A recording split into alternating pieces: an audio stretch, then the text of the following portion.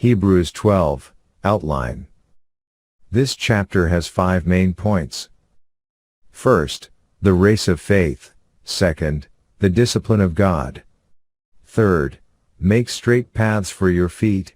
Fourth, the glorious company. And fifth, hear the heavenly voice. Hebrews chapter 12.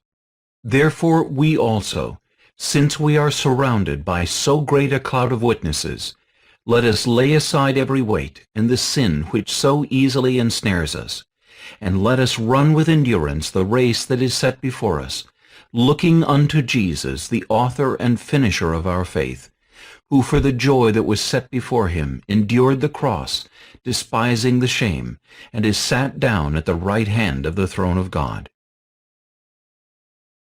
For consider him who endured such hostility from sinners against himself, lest you become weary and discouraged in your souls. You have not yet resisted to bloodshed, striving against sin, and you have forgotten the exhortation which speaks to you as to sons. My son, do not despise the chastening of the Lord, nor be discouraged when you are rebuked by him. For whom the Lord loves he chastens, and scourges every son whom he receives. If you endure chastening, God deals with you as with sons.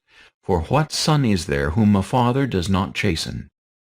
But if you are without chastening, of which all have become partakers, then you are illegitimate and not sons. Furthermore, we have had human fathers who corrected us, and we paid them respect. Shall we not much more readily be in subjection to the Father of spirits and live?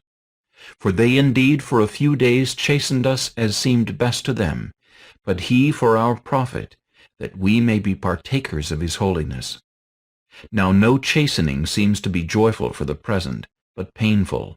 Nevertheless, afterward it yields the peaceable fruit of righteousness to those who have been trained by it. Therefore, strengthen the hands which hang down, and the feeble knees, and make straight paths for your feet, so that what is lame may not be dislocated, but rather be healed.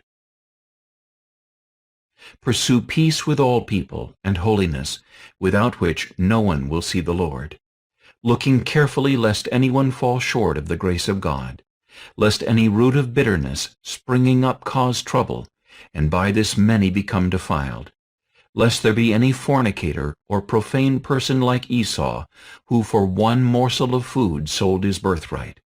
For you know that afterward, when he wanted to inherit the blessing, he was rejected, for he found no place for repentance, though he sought it diligently with tears. For you have not come to the mountain that may be touched, and that burned with fire, and to blackness and darkness and tempest, and the sound of a trumpet and the voice of words, so that those who heard it begged that the word should not be spoken to them any more. For they could not endure what was commanded.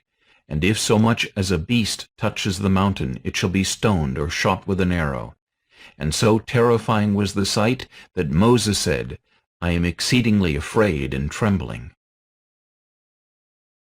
But you have come to Mount Zion, and to the city of the living God, the heavenly Jerusalem, to an innumerable company of angels, to the general assembly and church of the firstborn, who are registered in heaven, to God the judge of all, to the spirits of just men made perfect, to Jesus the mediator of the new covenant, and to the blood of sprinkling that speaks better than that of Abel.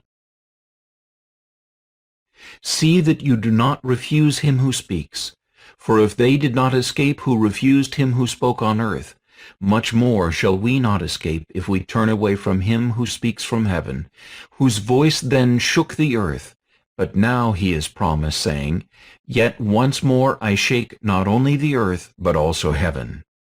Now this, yet once more, indicates the removal of those things that are being shaken, as of things that are made, that the things which cannot be shaken may remain. Therefore, since we are receiving a kingdom which cannot be shaken, let us have grace, by which we may serve God acceptably with reverence and godly fear. For our God is a consuming fire.